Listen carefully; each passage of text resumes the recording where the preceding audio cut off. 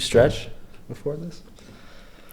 I don't need to stretch because I don't flail around like an infant. I can't even sit here.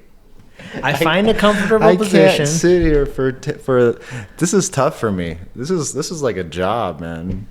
I can't sit still. Do I have ADHD, do you think? Yes. My girlfriend tells me I have it. She's not a doctor, but she says she diagnosed me with it. I am a doctor. And you do have it.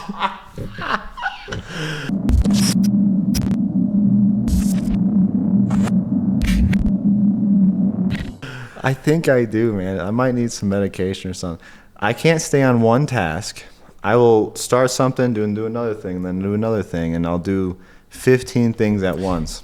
You do 15 things at once. You cannot sit still. I've had to drill holes in my chair so that I can fix the mic so you stop knocking it off. That's bad, dude.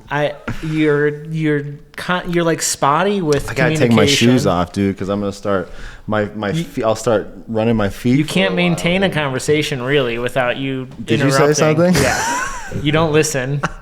You're bad at texting. Oh man. You're always late. I know. You wouldn't believe it happened to me this week.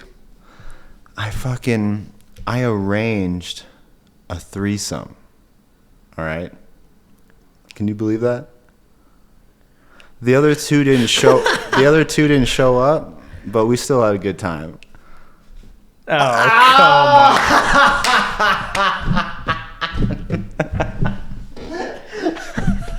If you think that's the cold open, it was definitely the ADHD talk. Okay, so what's funny is when you say it like that, I arranged a threesome. I imagine like you're the bookkeeper for someone else's life. I know, I'm the pimp. Yeah.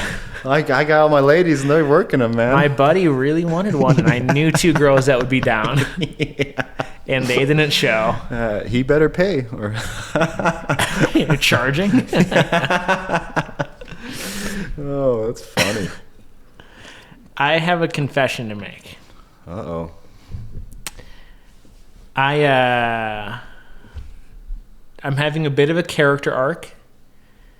Normally, you're the Elon fanboy, and I make fun of you, and Big time. I find it super cringy that you're always defending him. I'm actually also a part owner of Tesla. Me and Elon own that together, by the way. I don't know if you know that. I do know that you own what? You did fractional share. You own like a half of a share.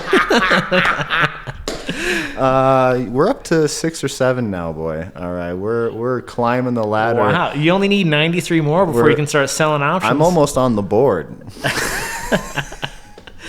Well, Elon bought Twitter.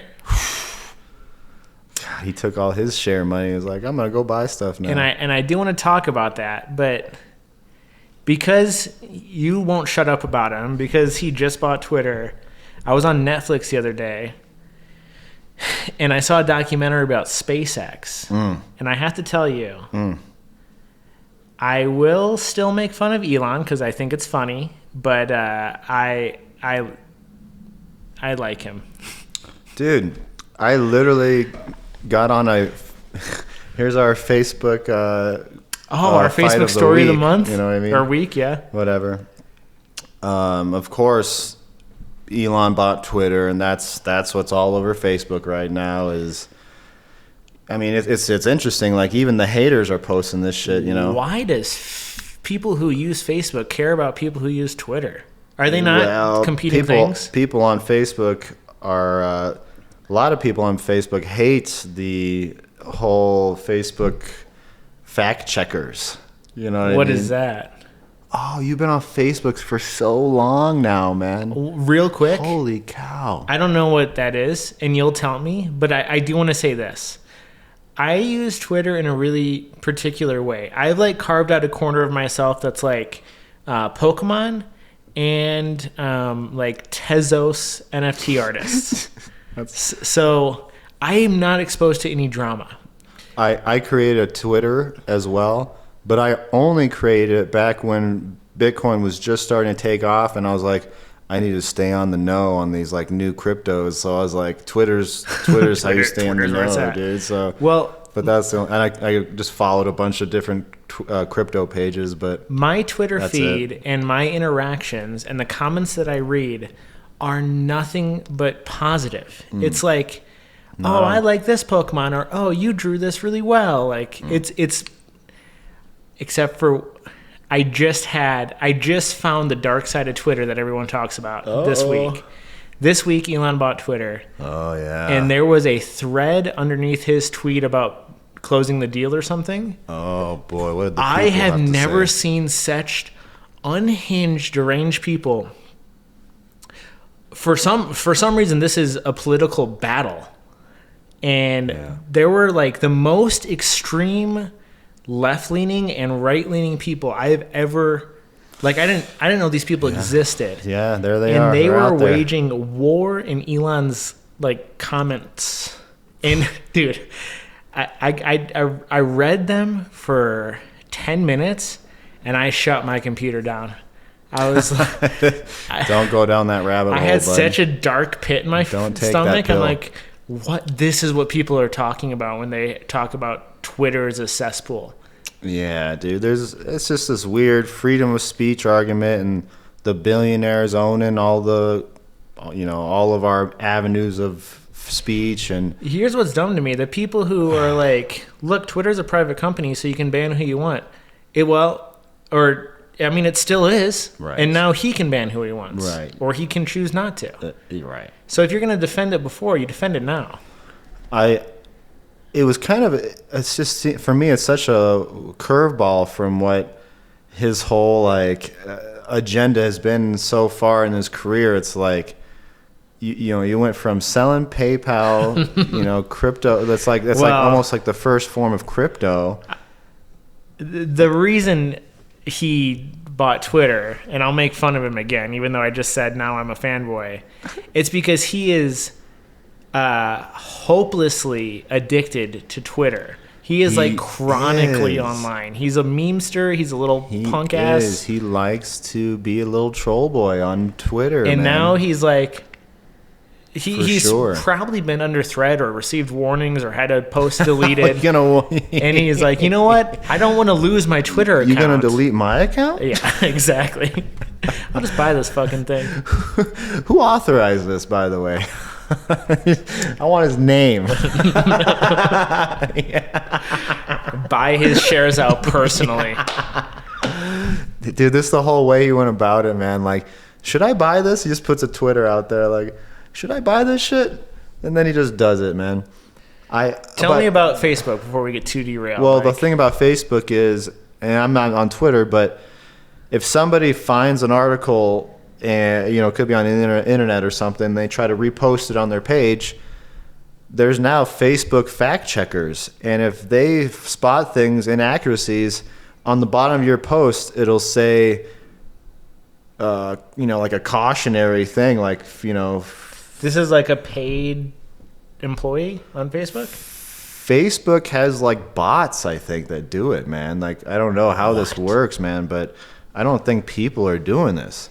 And it's caused a lot of controversy, especially in the last couple of elections, when people are posting political stuff. And now, people are posting stupid things about gas prices, and then now Facebook's coming underneath saying, there's details missing out of this. And I like it, I think it's kind of a good thing. But at the same time, now you're wondering who's the one judging what the details are accurate or not, and are they allowed to persuade you in certain ways that aren't accurate, That's where the whole argument is. I don't know. I don't have a and then Facebook. the billionaires and I haven't are for a the long ones time. running this, the big bad billionaires. The Zuckerbergs. The Rockefellers. The Rockefellers? What is this? I don't know, the 1930s? I just saw this whole thing You're recently. talking about oil tycoons? There's two giant companies that own everything, and it's the Rockefellers owning this side, and then it's the I can't remember, the Vanderbilts on the other side or some bullshit, you know. That sounds like and some... the Bushes are over here, and then these guys are over here. Dalton, it sounds like you watched another like conspiracy documentary. Man. And it you know what? It's starting to feel like a little racy.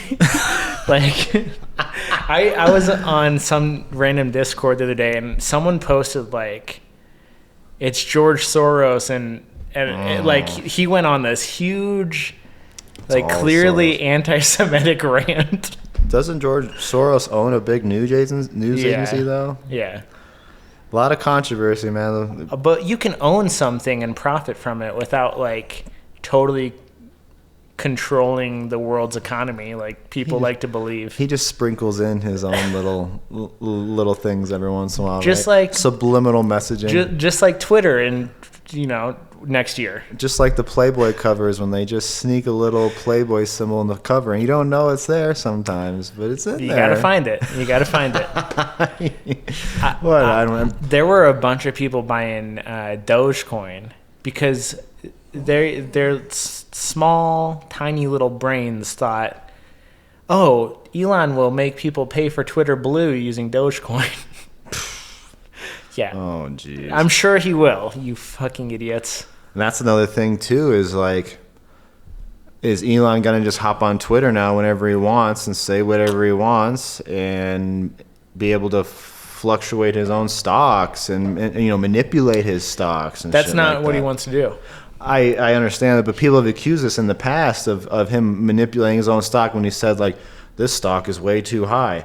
Boom! Everybody starts selling. From what I understand is that he bought it out, right? It will not be a public company anymore. There will not be stocks for Twitter. It's a buyout. If you own Twitter shares, you're getting a check.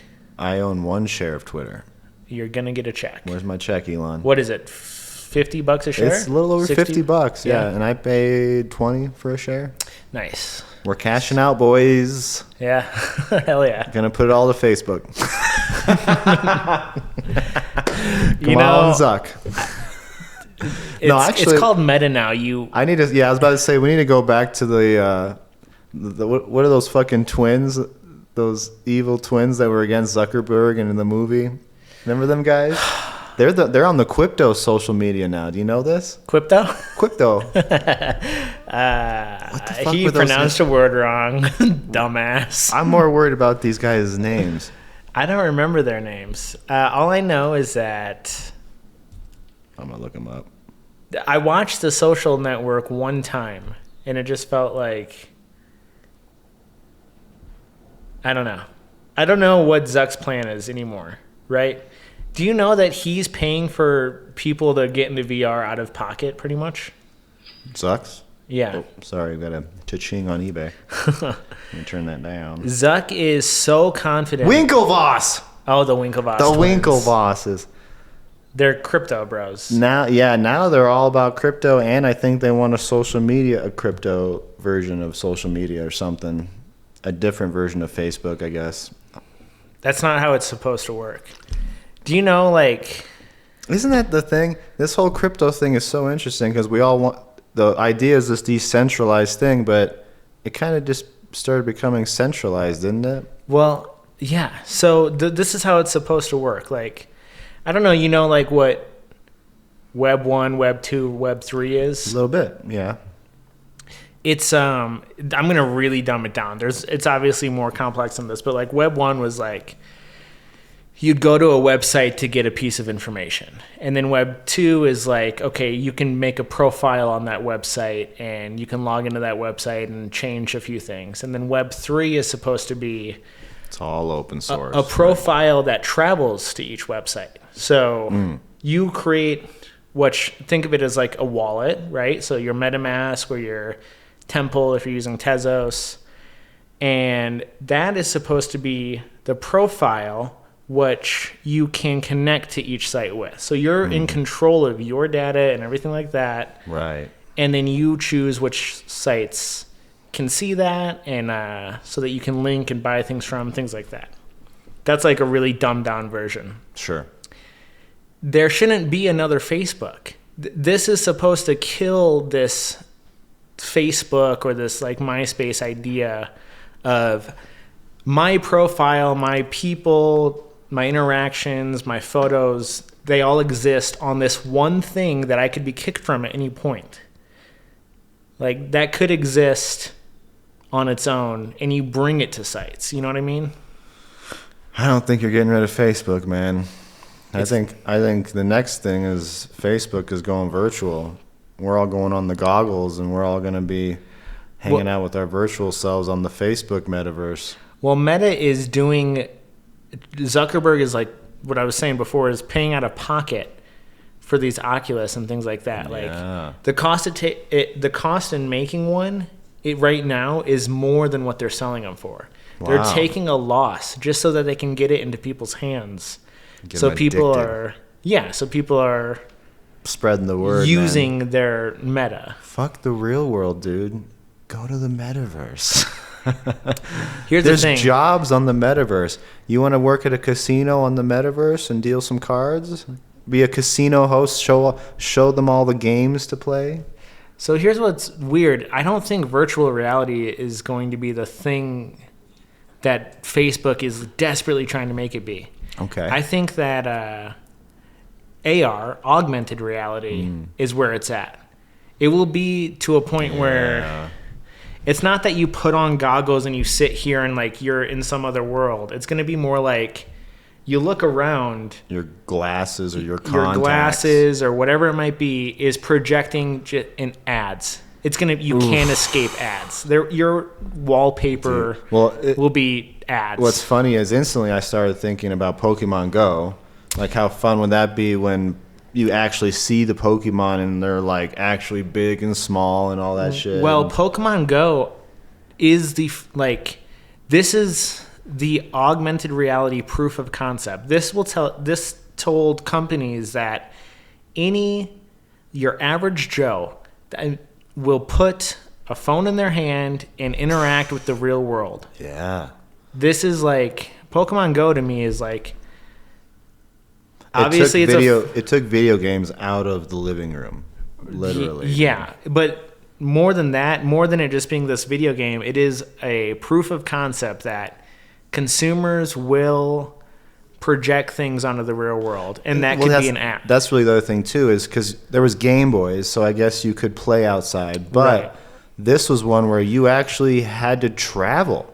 If you want to do good in this game, you gotta go visit this place over here and then check out this place over here. Right, interact with the actual world you live in. And the crazy part is this entire time they've been alive and working, even the other games they're working on, every time that you're using your camera to interact with the world, they're just recording it all.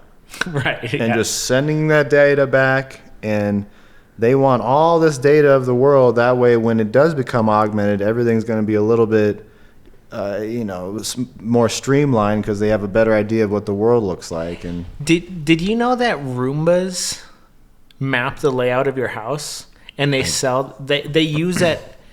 You buy a Roomba, or like, I don't know if that's the Amazon one or whatever. Yeah, a little. But as it goes around, it gets a floor plan of your house. It knows like how many steps it takes for you to get to the bathroom, and Amazon targets its ads based on that information. Wow. Like, it would be really beneficial if they had this product based on how far away their sink is. Mm-hmm. Isn't that insanity? Hopefully, in the future, we get paid for our information more. Yeah, You know what I definitely. mean? Like- Let me promote Brave again. The browser I use. Do it again, dude. I've made $100 since I've downloaded it in BAT, and that it is a web browser that blocks ads for me, so I don't even have to see regular ads. Just every 30 minutes, a little thing pops up in like my bottom right hand corner, and it's not flashy. It's not meant to grab your attention. It's literally just to say, here's this new crypto project. And all you do is you click X. Mm-hmm. Like, me clicking X, I don't know, 1,000 times has made me $100. Yeah. And they're, every other one, Google, every time you make a search, they're just taking that information and selling it to all these different companies and using your information. Is that a violating my privacy? You know what I mean? Is that like a unlawful thing? Is that where we go from here in this fourth industrial revolution? Get your face away from the mic. You have just ruined the audio peaks. I whispered it though. It was an ASMR. I don't know. Back to Elon buying Twitter though. People are freaking out like it's gonna change everything. When it's not gonna change anything for me. Like my Pokemon pals are still just gonna be posting Pokemon shit on Twitter. It went from Jack Dorsey to Elon. That's all in my eyes. You know what I mean? Yeah. What I think will be interesting is just how he breaks down companies and how he's probably. I hope he fucking goes in the board and just fires everybody. There will not be a board anymore. That's what I heard, man. I hope it's like, what the fuck do we need all you guys for? You know what I mean? There is no board, because to be on the board, you got to have you got to be like this big shareholder. Share, so he just bought all their shares out. Okay. They're gone. They can retire now. Interesting. Wow. He is the board. Yeah, I love it. Man. I mean, it'd be interesting if something interesting happened with it, but my theory is that it won't. He renames it or something crazy. What is crazy is people, less than 24 hours after the news, people were like, oh, wow, this person's already been unbanned or whatever. And it's like, you guys don't understand what it means to what this purchase is. Like, it didn't happen in a couple hours. Right. It's going to take a month to close, and it's going to take forever. Your favorite shit poster didn't get unbanned. They're just telling you that as like a promotional thing so they can get more engagement. Oh my gosh. It's so dumb. Well, I don't have a Twitter, so you'll have to keep me updated in that world, I guess. I'll do my best to tell you about Facebook. I hope something crazy happens. I hope I didn't tell you about the Facebook argument I got into, man. Oh, please. People are all over Facebook posting about Elon buying Twitter and pro or anti? Mixture, obviously. It's a mix, man. It's a mix, and I got into some minor debate with some lady. Who's like just completely one of these like billionaires are running the world and they're evil kind of thing. And then didn't you just say that a minute ago? You were talking about these people, and then she goes off talking about how Elon's coming from blood diamond money and shit like this, and they're his family owned diamond mines or some shit. Have you heard all these rumors? Just because he's South African? Dude, I mean, I don't. There's people on Facebook saying all this shit, and I didn't even really check it yet. I actually don't know anything about Elon's parents, and I don't know. They might have owned a diamond mine or something. That was kind of my whole thing. Was like, I'm partial owner of Tesla. I've been watching all of his companies. You're not a partial owner. And by extension, SpaceX and Boring, and now Twitter. I was already a part Twitter owner. All right, my one share of Twitter made me.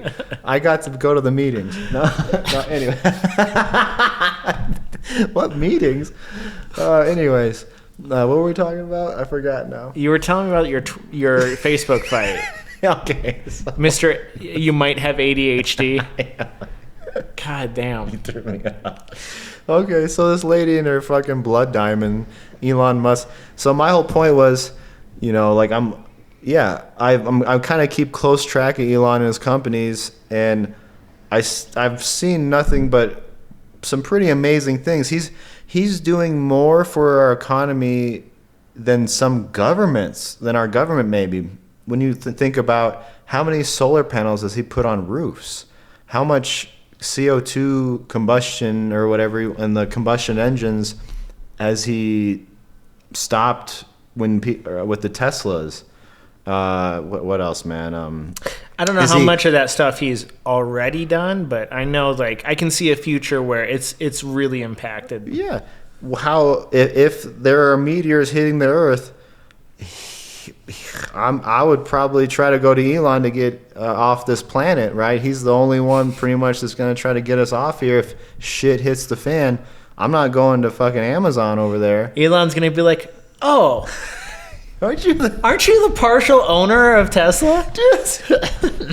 You remember. I know you. You've got the 6 but almost 7 shares, right? I'm working up to the 7th one right now. We're at like 0.6 or something like that, but we're up there. Oh man, so that was my whole point was like I've seen all these like amazing things. Arguably, he's doing better than most governments, and your argument is his family line has a shady past. Like I could say. Like, what the fuck? Have you done anything positive for the world? And then I'm just going to discredit it instantly because your ancestors raped and killed Indians? You know what I mean? Like, I bet they did. I bet they fucking came over here and fucking killed a bunch of people and took their land. But, you know what I mean? Like, how far back in the fucking family line do you want to fucking go, dude? People, I'm not one of them, but people, like, really care about lineage. Oh, and dude. like their ancestors. I don't care what my parents did. You know what I mean? Let alone my ancestors. I could get. They're all fucking dead. They sucked. Yeah. If they were cool, they'd still be alive. I know. What are you doing now? Are you like doing the same thing they were doing? Because then it would kind of matter. Yeah. If Elon, is Elon in the mines right now? Is Elon chopping off arms? Dude, does the family still own these actually things? I mean, technically Elon would be a huge importer of lithium, which lithium mines are pretty devastating. He actually does own lithium mines. Of course he would. I heard recently he bought some of those out because of how hard it was to get materials. Because it was too expensive, and he's trying to chop off some arms to cut prices. Because he keeps losing employees for some reason.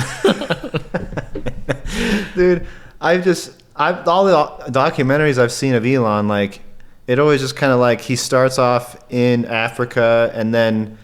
At like 10 years old, he codes a game and sells it and makes like $1 million when he's a teenager.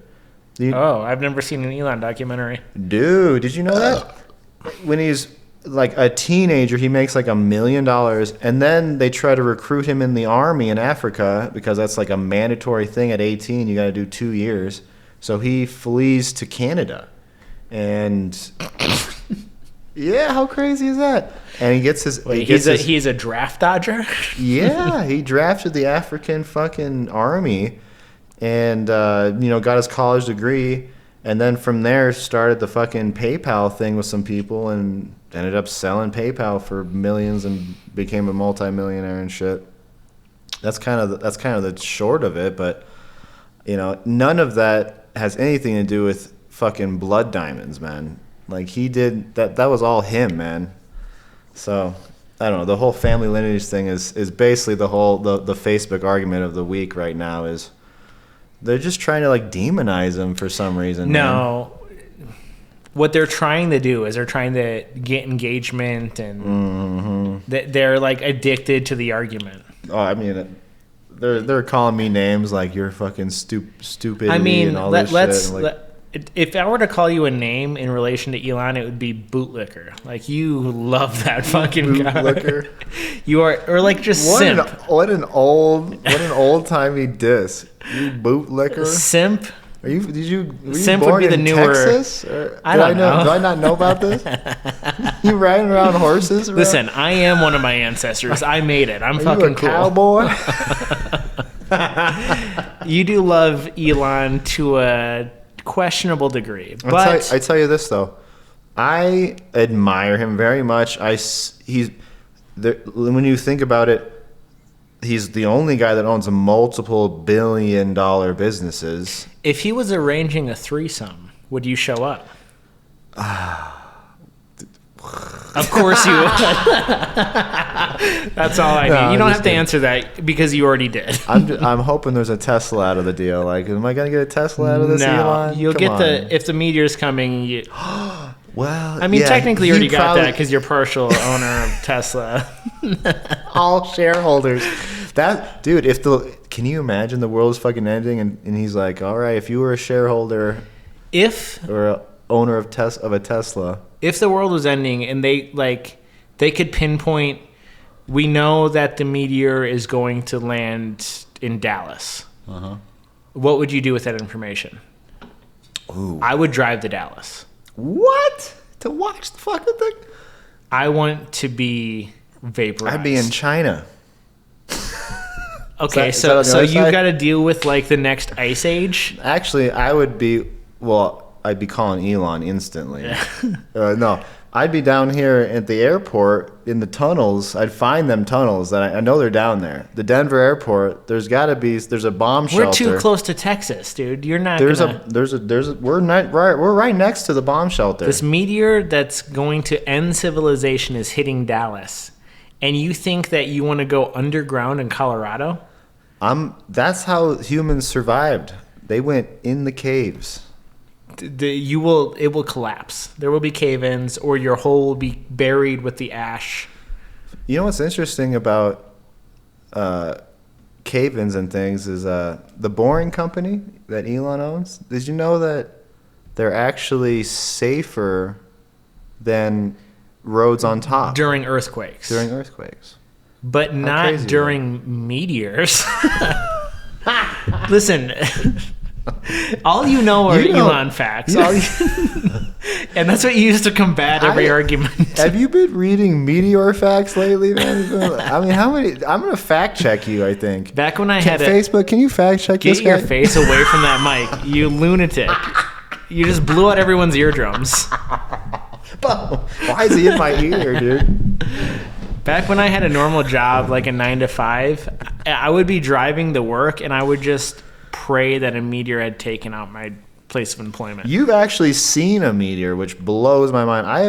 I've never. I don't even think I've seen a shooting star, dude. What? I am like a loser or something. Dude, a shooting star? I don't think I've ever seen one. Those are super common.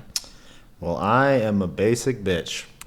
Me and my dad used to like put cots out in the summer and just like stare at the sky. And we would see satellites and shooting stars. And you ever see a satellite?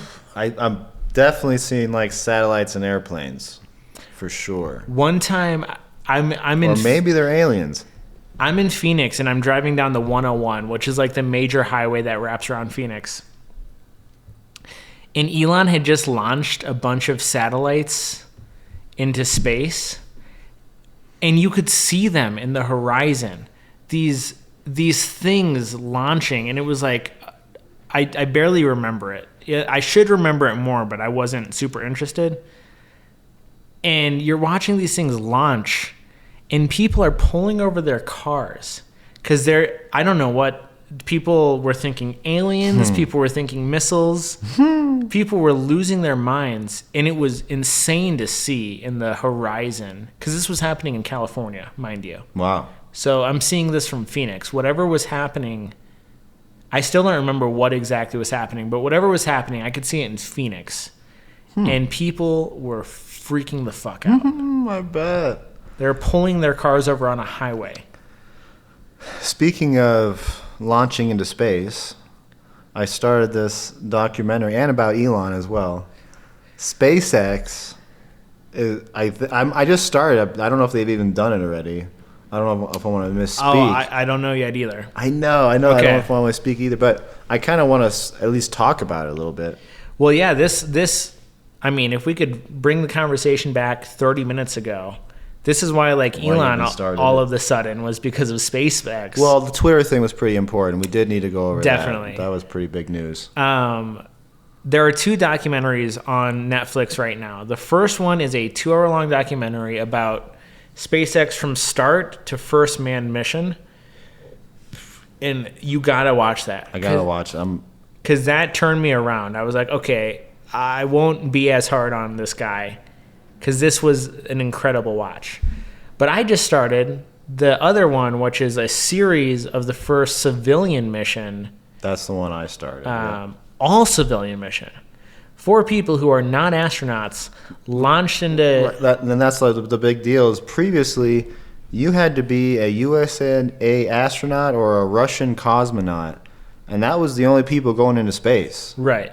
And these are elite athletes, and they're super smart. Like they're just the cream of the crop of humans. Have you already gotten to the part where how all 4 were chosen?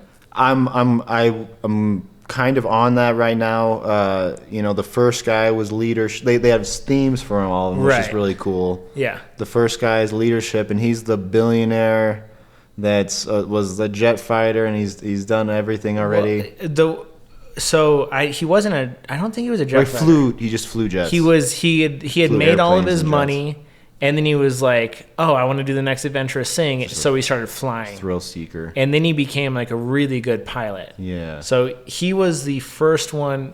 How did he make? He made his money with fucking little card readers in like the fucking 90s. Yeah. And every fucking business bought one of those little credit card readers. I've even seen them, like the old school credit card readers. Yeah. So he was the first one selected. The second one selected. That was a good story. Did you cry? I was tearing up, dude. I hate to admit it because I don't cry. That was tough. I was, tearing up with this girl. She represents hope. So something they wanted to do with the civilian mission is they wanted to do a really big charity event alongside it. Right. So they want to donate $200 million to St. Jude's Cancer Research Children's Hospital. Mm-hmm. And the billionaire started it off by writing a $100 million check to him. Boom. Tax write-off. And then they asked, like, do you have anyone that could fit this bill of hope? And they were like, we do have someone. And she had bone cancer in the leg when she was a little girl. She spent months at this research hospital. I don't know if it's... Chemo, lost her hair. She has an interior prosthetic leg. Had to cut the bone out, man. This is a fake leg in there. And now she's an adult, and she is a nurse there. And through the whole process... Was super... Dude, like I feel like I would be like so down on myself. She was keeping her parents' spirits up. Her parents were freaking out more than she was. She kept everything together and had this positive attitude that was so heartwarming. So those are the first 2. The next pillar that they wanted for someone was generosity. We forgot to say too.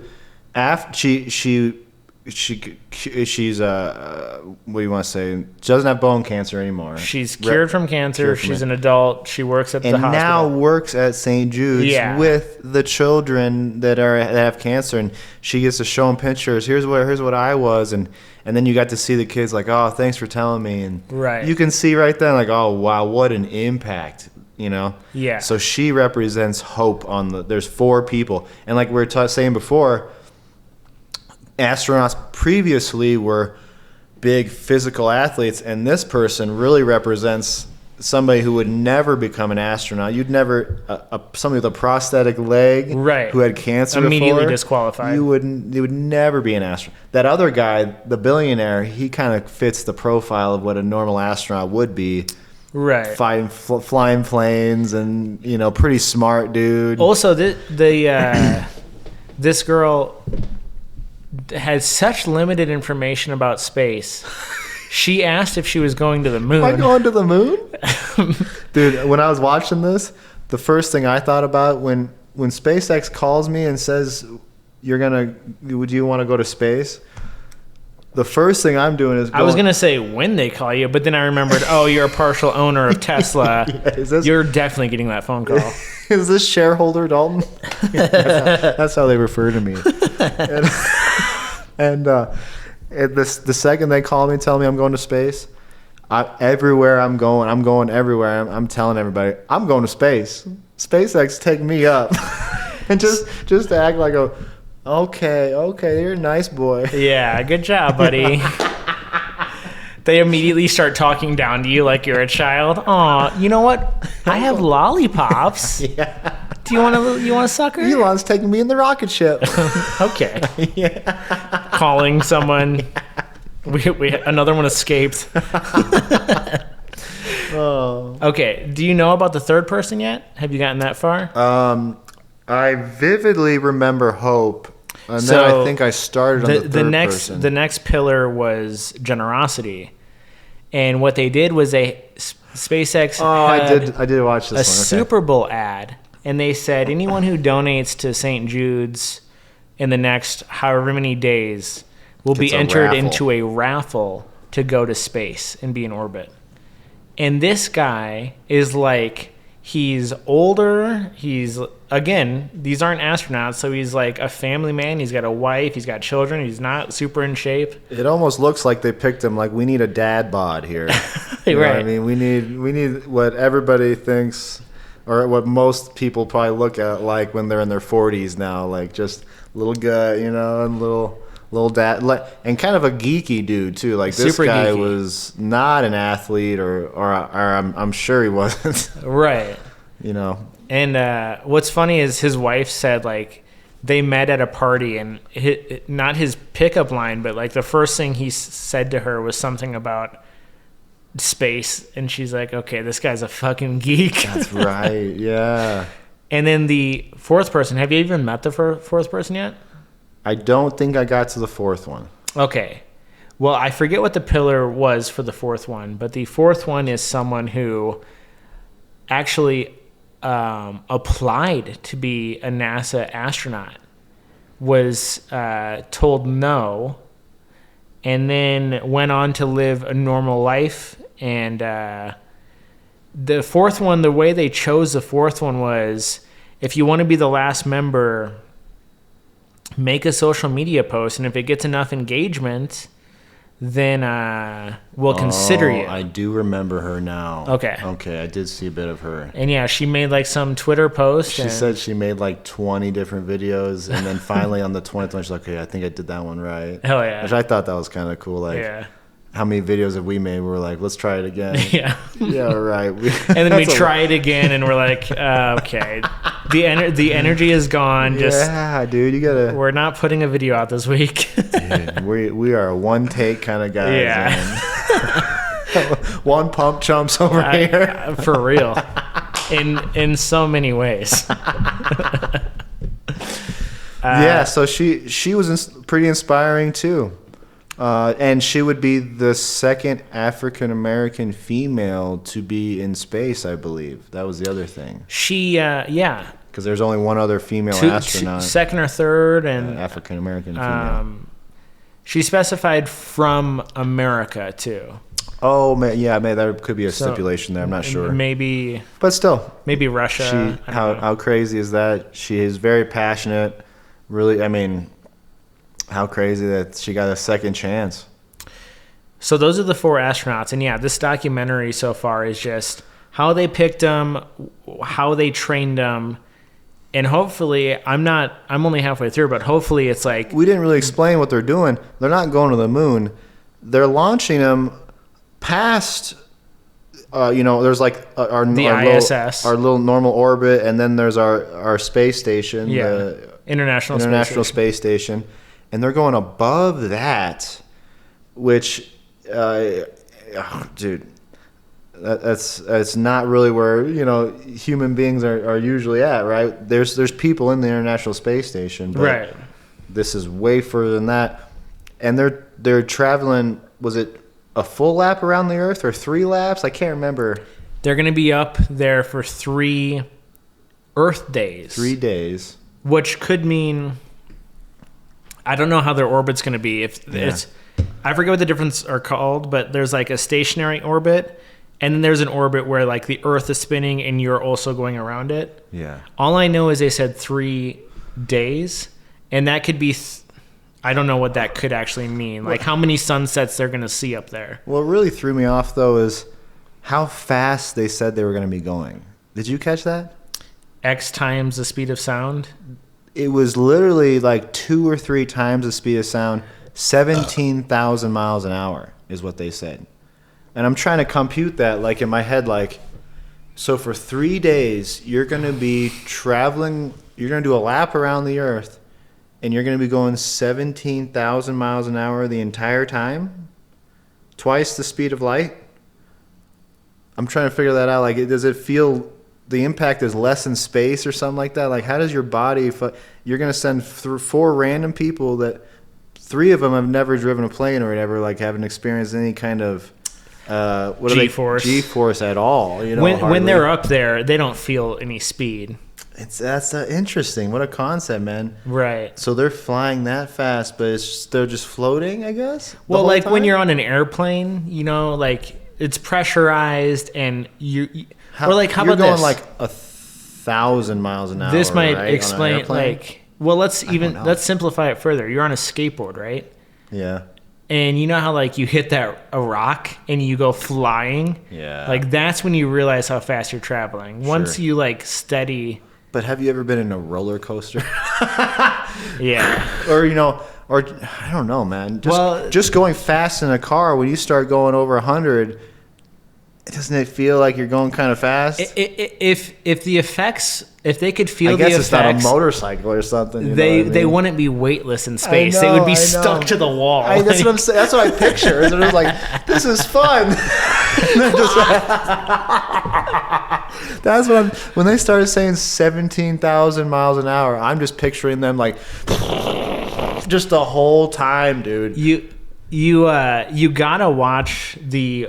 I don't know anything about the space. 2-hour documentary. Neil deGrasse Tyson should get on right now and just debunk us right now. These fucking idiots on the podcast. Here's the thing about space, boys. Just go on about it. People are so hurtful and mean to Neil deGrasse Tyson. Why? I don't know, but I'm a Neil fan. I think he's fun. He wrestled at Harvard. All right, anybody that wrestled, I'm kind of partial to. Did you watch him on Joe Rogan? I think so. He's sitting there. He doesn't have a phone case on, and he's sitting there and he's flipping his phone. And Joe Rogan's like, "You don't have a phone case on that. Why are you doing that?" And he's like, "I'm doing this, or the reason that I don't have a phone case is because I do this." He's like, "I'm so proficient at not dropping my phone that I never would drop my phone. So I don't need a phone case like you fucking idiots." What a mind fuck that guy is, man. He's going to get in your head before you even realize it, man. You're like, oh, fuck. Anyways, blow your mind up. The crazy part in the first documentary, the 2-hour one that goes over SpaceX, Inception to SpaceX manned mission, the crazy part isn't when they're in space.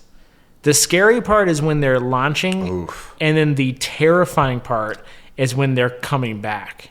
Yeah, no kidding. The whole part, and then you're going to come back into our atmosphere, and you're just assuming that the parachutes are going to go off, and you're going to land in the ocean.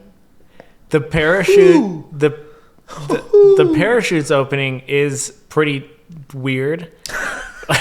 But in the first one, they show the first manned mission coming back, and they're in this capsule, and when they enter back into the atmosphere, they're going so fast that they lose communication for a little bit because dude, can you imagine they're how fast engulfed, are they going coming back in? How does that thing not blow up? So dude? Fast that it's a fireball coming back in. They're engulfed in flame. Yeah. Like, what the fuck is happening? How did we figure that out, man? Like. And then they get out, and they have some people like getting them off the ship, and like, thank you for flying SpaceX. Yeah, getting them off the ship. What's funny is when they landed in the ocean, this first manned mission, they show Elon in the control center, and he's talking with people, and this thing is just bobbing in the ocean, and they've got a satellite image of all of these boats swarming this thing. And it's all civilian boats who wanted to see the thing land in the water. There's no fucking way I would be anywhere in the water near a fucking rocket ship coming back down. Let's go check that out, dude. Do you think they're that accurate every time, man? I mean, I know like Elon's my boy, but come on. Imagine if the parachutes don't open. Everything goes right except the parachutes. And this thing doesn't slow down. It's a meteor hitting the world. Or it's a little bit windy that day, dude. And it lands on your boat. I'm more worried about the wave. Dude, that's such a dumb people, man. Dumb fucking. Hopefully you got some kind of good clip out of that, man, because that was stupid. Anyways, we talked a lot about it, but like the cool parts about it are his reusable missile, right, which lands itself back on a launch pad. It's 3 chambers. There's one giant chamber that has like the rockets and all the fuel that gets you out of the atmosphere. And then it shoots off the other 2 chambers, and then that one's got some little rockets that gets you out of the next phase, and then it breaks off the last little capsule, and that little capsule is what's flying around the world. And Elon does such what was the first person to ever do was those pieces that would normally fall off and just disintegrate and be unusable, and you'd waste billions of dollars. They end up. He figured out how to just land them back down. Yeah. At least the main big part that would, be millions and billions. And the first civilian mission, they'll be using a tank that is on its 9th run. Wow. That's how efficient it is. It can be used 9 times. And the other big thing about this, why this is so important, we keep bringing up how these are normal people. This is the first time normal people are going into space. And how soon are we going to start seeing fucking hotels up there and people just hanging out on the fucking edge of space, man? Because we're going to see that in our lifetime now. And are they going to start colonizing up there, and we're going to be fucking space Trek up there or whatever, man? I don't know. I hope Star Wars. In 40 years I can look back. Star Trek. I didn't mean to say Space Trek. I'm sorry, Star Trek people. You don't have to whisper in their ear. I'm sorry. You can just say I'm sorry from where you're sitting. It's super easy to do that. I like to get right in your ear, though. I apologize. It'd be insane to see a hotel in space. I don't know. That's the next thing. I hope I eat my words, but I don't ever see that happening. Already, Virgin Galactic was doing these little mini. I love how the documentary we're both watching about the civilian mission. It starts off with, Virgin Airlines got into low orbit for X amount of minutes. And then Bezos did it for like twice as long. And Elon's like, I'm going to send these fuckers past the space station for 3 whole days. That's something. Yeah. And you know what? None of them are going to be trained. Yeah. They're going to be people. Ups the ante. Like, what are you going to do now? All right, Amazon? What do you got? This really is... like they had the space race in the 60s. This is the space race of our generation. Yeah, how crazy. Where it's private individuals. It went from governments fighting for it now to private billionaires. And why not? Because the government kind of spends too much money sometimes. They're not the most efficient sometimes. Well, like maybe people can do it better. In that documentary, I don't know, maybe it's the one we're watching or it's the precursor, but they said... Over NASA's lifetime of sending people to space, they spent $350 billion.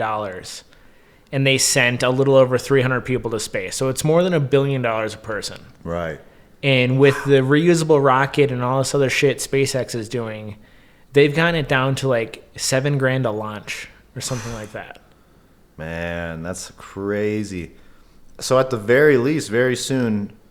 we're going to be able to launch even further in the atmosphere and stay up there for a while. I mean, the Virgin Galactic thing is cool. I would like to experience weightlessness at the very least in my lifetime. If I could, I'd go all the way into some deeper space, but... The reason I think the Virgin Galactic thing is cool is not to... I mean, sure, interesting to experience weightlessness, but I want to travel to Japan in an hour. You know what I mean? Yeah. Like, get us up into orbit and just get us to Japan.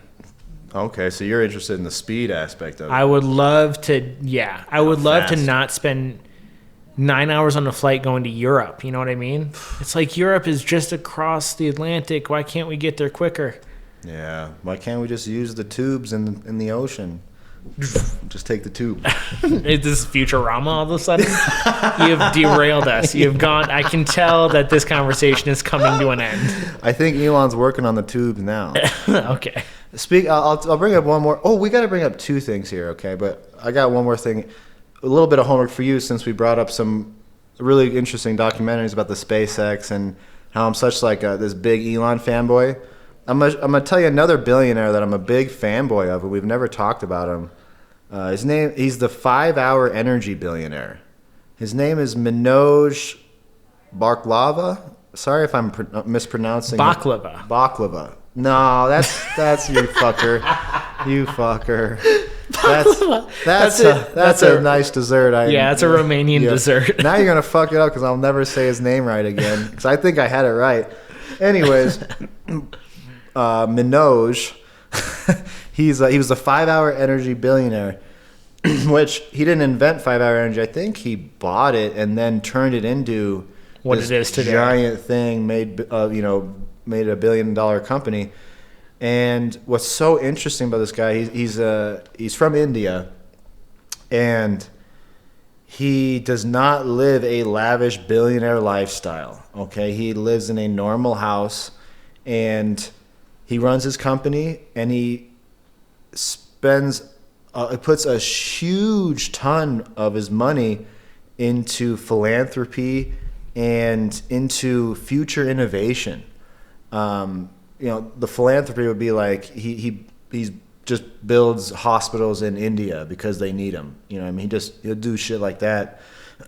But that's amazing, and inspiring. But what really inspires me also is he has this future innovations like division, and he invented a bunch of shit already. One thing is, and you can check this out. The homework. On YouTube, he has 2 documentaries called Billions in Change 1 and 2. Are you familiar? No. Maybe you're familiar with his inventions, but check out those 2 documentaries. That's your homework. But the first thing he invented was a recumbent bicycle you can put in your place, and you ride it for like an hour or two, and it'll produce enough electricity for your apartment for like the whole day or more. Whoa. And he's putting this out in countries like Africa where they have no energy, no reliable sources, like they don't have big power plants like we do, Okay. And why is that a big deal? Because now normally these little villages, when it's 6-7 o'clock and the sun goes away, they gotta go to bed. But now they can stay up for another couple hours and do some more work and make some more things and be more productive. So it's super interesting for them, and it could obviously go out into any country and be an awesome product. But that's where he's putting it right now. Let's get it over there. And he also made a super nice portable battery for them too. So this one little portable battery, you use your little bicycle, charge it up, and now that thing will run all your electronics or whatever for fucking all day. Have you ever watched Rick and Morty? No, I haven't actually. I hate to say it. I heard it's a really good show. But there is an episode in Rick and Morty where, like, his spaceship imagine a car battery. His spaceship battery dies. Yeah. And he's got to figure out the problem. So he miniaturizes himself and goes into the battery, which is a world he created, and it's just people who use recumbent bicycles to power their world, but they don't realize that the excess energy is being used to power his spaceship. And all I'm imagining is this guy designed these things after watching Rick and Morty, and he's like, I can milk some energy from these Africans. Manoj is like, these guys got something here. They've got strong legs. They're very muscly. I could probably power my yacht if they would just get on these bikes.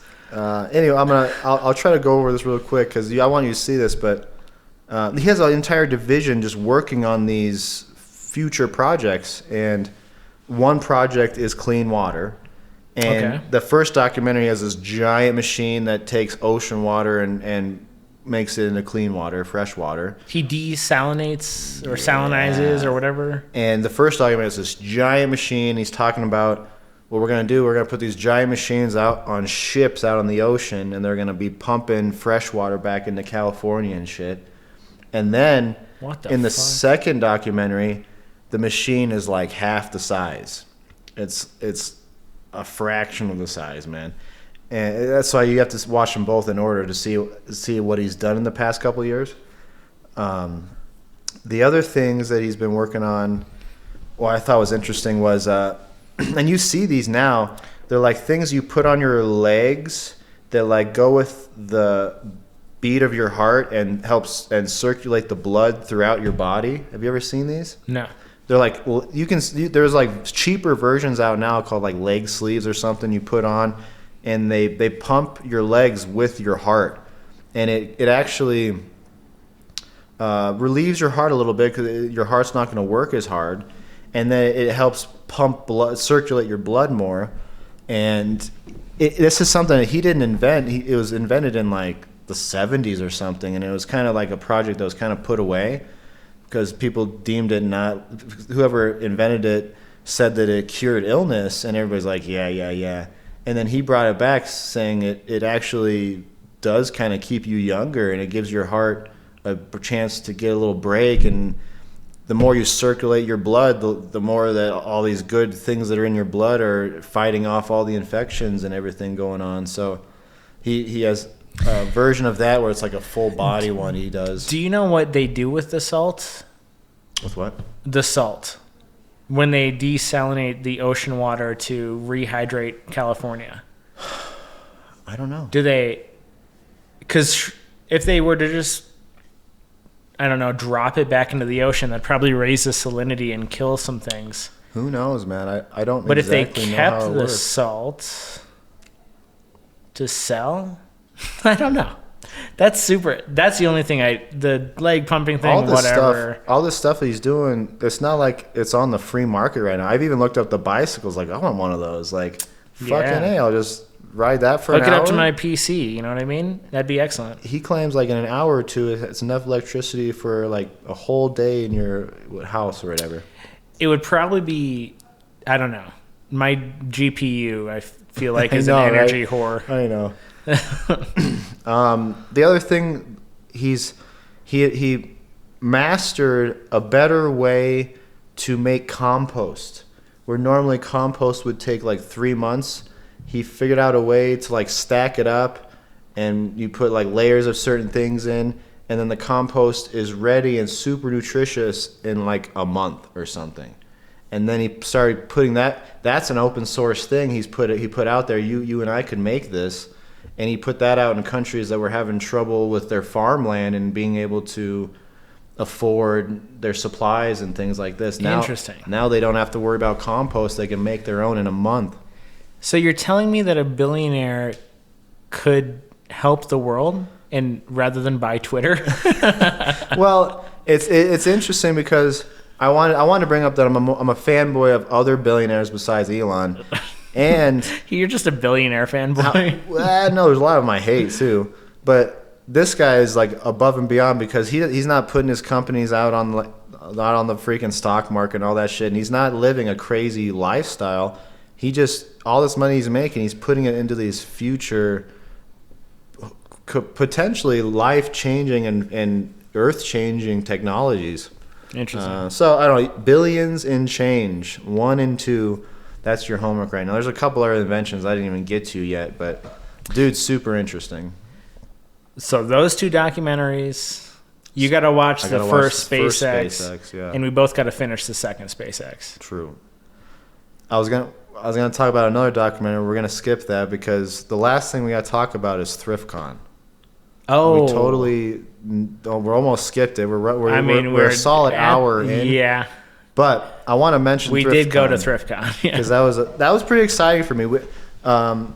We had heard about this ThriftCon thing, and we're like, oh yeah, we'll do it. But we also make a lot of other plans that we like act like we're gonna do, and then it doesn't happen. Also, when we heard about ThriftCon, which let's start by saying is an old T-shirt convention. It's like vintage clothing. Vintage clothing convention. Yeah. When I had first heard about it, it was a couple months away. Right. And then Dalton was over here last week, and we were talking about video ideas, and we're like, oh, we can't forget, we got to look into ThriftCon, and I couldn't even remember the name at that point. We want to make a video of us going to like a Goodwill and seeing if we can each have $20 and who can make the most money or something like that. Yeah. And so I quickly Googled it. I like dug deep to remember the name of it, and it was like the next day. It was on Saturday or Sunday or something. Well, we filmed these on Friday, and it was on Sunday. It was on Sunday. So we're like, oh my God. Quickly bought tickets. Which reminds me, I got to Venmo you that money. But yeah, we bought the tickets right then and planned it in a second. Invited the girlfriends later, or the ladies. You got a wife now. Sorry, I don't mean to misspeak. Anyways, so we went and did it, man. And unfortunately, we didn't plan well enough to get a video out of the deal. We kind of wanted to, in our minds, we're like, oh, let's bring the GoPros and we'll film us getting a shirt or something and talking to these people. There's another thing too where it's like I go and do things or travel or something like that, and I'm like, oh, I could make videos out of this. But then when I'm in the moment, it's like I kind of just want to be in the moment. I know. I don't want to make the video. This is a moment for me. This was not for you. My first time going. I didn't know what to expect, so I didn't even worry about it. And it ended up turning more of a personal thing for me too, because I'm kind of a t-shirt buff. Dalton is a vintage t-shirt collector. So this is right up his alley. Yeah. And as soon as I got there, I realized I've got no business being here. I know. You went total minimalist, and you own like 20 shirts now. Maybe 20, yeah. Right? And I own probably 150 to 200. I would guess more than 200. You said you tried counting and you got bored. I got bored after about 50 or to 75 range. Okay. I got through like 2 or 3 piles, and I was like, I'm not going to count those big piles either. Because I went through, rearranged all my clothes and refolded them all because we were going to this vintage thing. I was like, maybe I can trade some shirts for one of these people to get something I want. But if anything, I might end up making my own stand in the future. And if you guys don't know, and I've maybe mentioned it once or twice, I try to wear a different shirt to every one of these podcasts. We're like 30 podcasts in. I guarantee I wore a different shirt every time. And I try not to wear the same shirt 2 podcasts in a row. I'm like looking at the old YouTube, like, did I wear that shirt last time? It would be kind of weird if you wore the same shirt twice. It's right? happened. I'm sure it's happened. Oh no, I don't have a lot of shirts. I thought I was gonna go a little ham at the vintage or at the ThriftCon, but they had like bargain bins, so I got 3 shirts for $10 or something like that. One of them was a Taekwondo shirt with just a dragon outline on it, which is gonna be perfect at work because I work at a jiu-jitsu gym. Nice. And so it's just funny that I'd be walking around in Taekwondo because we make fun of Taekwondo gyms. Really? Yeah. The thing about Taekwondo gyms is, they give black belts to 10-year-olds. And in jiu-jitsu... Who's to say that 10-year-old didn't earn it? It's in jiu-jitsu... You're telling me that you, as a pathetic little brown belt, could beat up a 10-year-old Taekwondo black belt? Yes. Of course. And in jiu-jitsu, they like literally make requirements. You can't even be a black belt till you're like in your 20s. Okay. I mean, and even if you're like one of these kids that's like a phenom, it's super tough for them to get a black belt. So anyways, yeah, we make fun of Taekwondo people, so it's just funny when I go to work wearing a Taekwondo shirt. And then I got like an Element shirt, a skater shirt. I got a bunch of skater shirts, so I was partial to that. And I got like a Mickey Mouse shirt in there because I was like, I'll just sell this shirt and it'll pay $10-15 for that shirt. It'll pay for the 2 shirts I wanted. So if I were to go back, I feel like I'd go earlier and hit those bins up a little harder. I do think that, yeah, if we were there when it opened, it was packed. I mean, it was already packed. I thought this was just going to be a few tables set up, like some people. It was huge, man. And I really learned how many vintage shops were in Colorado alone. Like I had no idea that there was this many vintage clothing stores everywhere. All of them were giving me their cards and stuff.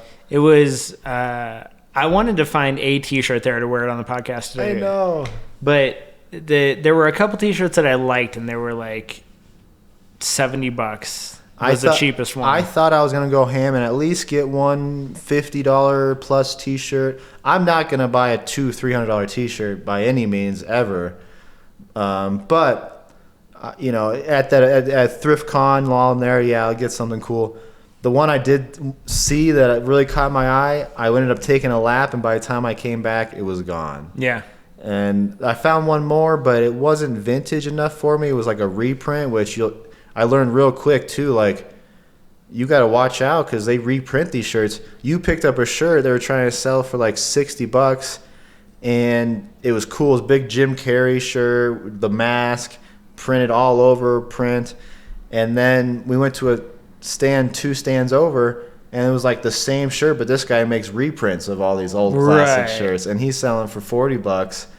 And then instantly I'm like, oh man, like when that happened to me, I immediately got very confused at the whole shirt thing, and then I got very I think that was the tipping point where it's like, I'm definitely not going to buy something because I don't know what the fuck I'm buying. And you're not in that world at all, right? I'm a little bit in. I because of being on eBay now and reselling, that's what really got. I've always had quite a bit of T-shirts, but more recently I've gotten harder into it because I'd be going to Goodwills and I'd see a couple of shirts I want, and I'd sell a few, and my collection grew real quick. But I know you didn't have. I don't know if you had any passion for vintage clothing or at all, or coming into this. My plan, and I hit you up like 3 times, like, what are you wearing, bro? Like, it was so weird. Like, what the fuck? I texted him, like, do you got something to wear to this? You got something planned out? And you're like, yeah, bro, I'm wearing a shirt. Like, I'm going to wear a shirt to this. But because in my head, I wanted to borrow you my liquid blue dragon shirt and have you walk around the ThriftCon with it, which I ended up wearing. But this shirt, which I'll wear the podcast one of these days, it's my most valuable vintage shirt, and it's a liquid blue brand, which is in the vintage T-shirt world is a very big deal. They had their own crazy designs, and I don't know if there's like a certain artist that did them, but then they got all these contracts to do other deals, like with Grateful Dead, which was one of their biggest ones. So like a ton of Grateful Dead T-shirts are liquid blue. The liquid blue company made the art for them and everything. So this is a giant XL dragon. It's double sided. On the back of it, there's art with the big dragon fighting a knight. And I got this T-shirt when I was like 7, 8, 9, 10 years old at a garage sale. And it probably it might have been semi-expensive at that time. My mom probably had to pay $5-10 for it, but it was so cool, and I loved the dragon so much. I threw a fit. I was so young that it was enough for me to throw a fit at a garage sale, kind of young, and I can remember this till I got this T-shirt. And I wore that fucking T-shirt. It was an XL, and I was like 7, 8, 9 years old. It was a dress on me. I'll show you some pictures sometime. I have pictures of me wearing this thing. I have a mullet. I have shaved hair, a little mullet in the back, and I'm like 8 years old, and this thing's going past my knees. It was my oldest T-shirt. I've kept it all these years. Actually, I have 3 old vintage T-shirts that I kept from when I was a kid, and I found out later that this is actually a popular vintage T-shirt. I had no idea when I was a kid. Well, obviously. When we got there, like the first booth we seen had that shirt hanging up in its expensive section for like $200-$300 on the high rack, dude. Yeah, and I'm pissed a little bit because that one was in very good condition. That one looked like it had never been washed. Mine is very worn. It's and faded. It's got a hole or two or whatever. And I wish I would have asked the owner of that stand to bring it down and to look at the tag and to even ask him questions about mine compared to it, because there are reprints of that shirt. And I wanted to know, was that like a reprint from the 2000s or something? Or how can I tell from the tags, is mine, I know mine's from the 90s, but how do I tell if I see these in a store or something else if this is a reprint? And I didn't get a chance to do that. I've now been watching a bunch of YouTube videos ever since we went there on people that thrift vintage T-shirts and what they look for. The reason why I wanted to bring this up, why we kept talking about this, we were so shocked, is T-shirts that we would have made fun of kids for wearing when we were kids. Somehow WWE, NASCAR. Somehow the hipsters or something made these popular now, and now they're worth tons of money. NASCAR shirts, like you said, big old NASCAR, they're full art, and they were pretty outlandish. But if we would have seen like kids in high school wearing them, like I was on the skater crowd, like I don't hang out with the NASCAR I would have made kids. fun of the WWE and the NASCAR kids. Also because I can picture the type of kid that would wear that. I know, it's just kind of a geekier kid. And what else is really weird is could be a State Fair 1995 Colorado State Fair shirt, or a State Park shirt, or just a fucking wolf. You know what I mean? An old fucking wolf T-shirt you'd see at a Nebraska truck stop. If it was single stitch in a vintage tee, now that thing's worth fucking $50 to $100 or something. Weird. When I was a kid, like I would have never had the hindsight to think we should pick up some of these shirts, man. They're going to be worth a lot of money someday. I did that when I went to Hot Topic and they went out of business.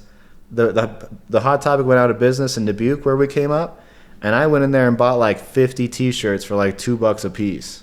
Whoa. Boom. That's where I actually got most of my band tees and shit. Was I just went in there and they went out of business and everything was on clearance, and I fucking went ham on T-shirts. Anyways, my goal, though, was why I kept harassing you about what you're wearing today, which you ended up wearing those tie-dye teddy bear shirts. What was the story on those shirts? I forgot what you said that story was. No big story. It's a brand that I wear called Teddy Fresh. This hat is Teddy Fresh. Yeah, oh yeah, there you go. And all it is it's a clothing company. The story is interesting. I don't want to go be too long-winded. I know.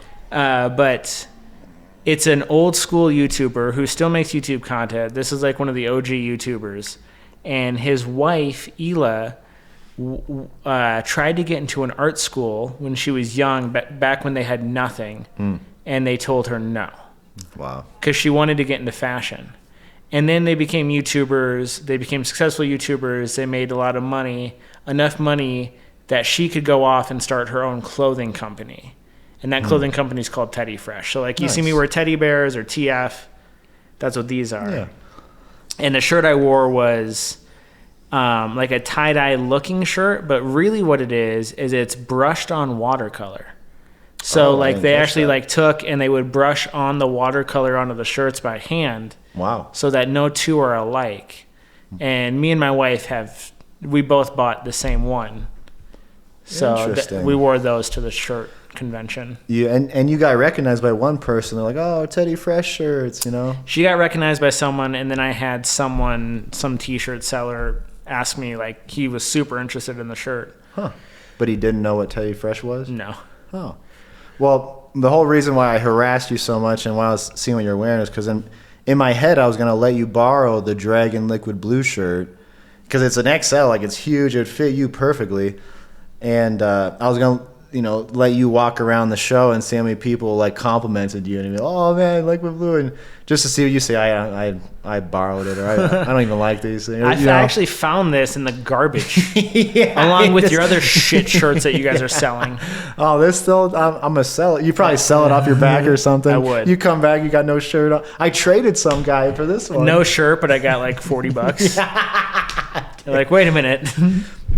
I wore it, and I rarely wear the shirt, and it was super cool though because I got complimented 4 or 5 times on the shirt, And I had I felt like a celebrity, man, because I had 2 or 3 people. I don't know if I told you this. I had 2 or 3 people like look at me like this kind of thing. Like I've got the fucking drip, and like they're like like the dude was like talking to his girlfriend. He's like, dude, like I can clearly see you're talking about me, bro. Like they're like you can ask me he's about pretty short. We could probably take him. I think we can fucking get. Oh, that's funny. Anyways. I had a fun time at ThriftCon. I think I'm gonna get even deeper into the vintage T-shirts, and I know what I'm looking for now, and I want to film a video with you too, us going to the thrift store and seeing if we can thrift some vintage tees and maybe try to see if who can make the most cash out of them or some shit like that. And when the next time the ThriftCon comes by. Maybe have my own little stand, or at least hustle a little hard. I would stay there a little longer and try to get some better deals, and where I can have a few cool shirts and sell some shirts and that kind of thing. We'll see. Yeah. I had a fun time, man. I didn't think I'd have that much fun, but I almost felt like I was keeping you guys there at the event. I was like, I could be here even longer, but these guys, you guys were just kind of walking around like, okay, we took 4 laps. We had finally made our way to the exit doors, and me, my wife, and Tess were like, we just got to walk out those doors to be done here. And you were like, how you guys feeling? Do you want to take another lap? I was the only one that bought anything. Oh, and I almost forgot to tell you, no, at least tell the podcast. The really cool thing about was some of these stands had some random vintage toys and stuff. One guy had a vintage Nintendo 64 game drawer. It's just like a little game file that you open it up, and it's something that I literally need because I have stray Nintendo 64 games sitting out. I have one little case that couldn't house all the games I had that's stuffed to the brim. And we conveniently went to the ThriftCon at the very end, and the person at this stand was literally just, I heard him talking to some other guy like, it's the last couple hours, we got to start, we can start making some deals here. I got to make some money or something. And he literally has this for sale for $50, which is fairly accurate compared to eBay. eBay was like, the cheapest one I could find was $50 plus $20 in shipping. And I was like, would you take $30 for this? And he's like, yeah, no problem. Oh yeah. So it was an awesome score. I was so hyped. And I got this tool shirt for $5, which I don't have any tool shirts. Did you guys see the back of this yet? No. It's got the tool. Yeah. It looks like a wiener. So, Jesus. Okay, we're done here. We've gone on too long. I'm moving around too much. He's got a tool shirt. Very cool. Too close to the mic. He's way into the mic. I got all excited about the vintage tees. All right, that was all my notes. Maybe even in the future, I was thinking about opening up a website of just vintage clothing and trying to see if that is cheaper to sell on than eBay or whatever.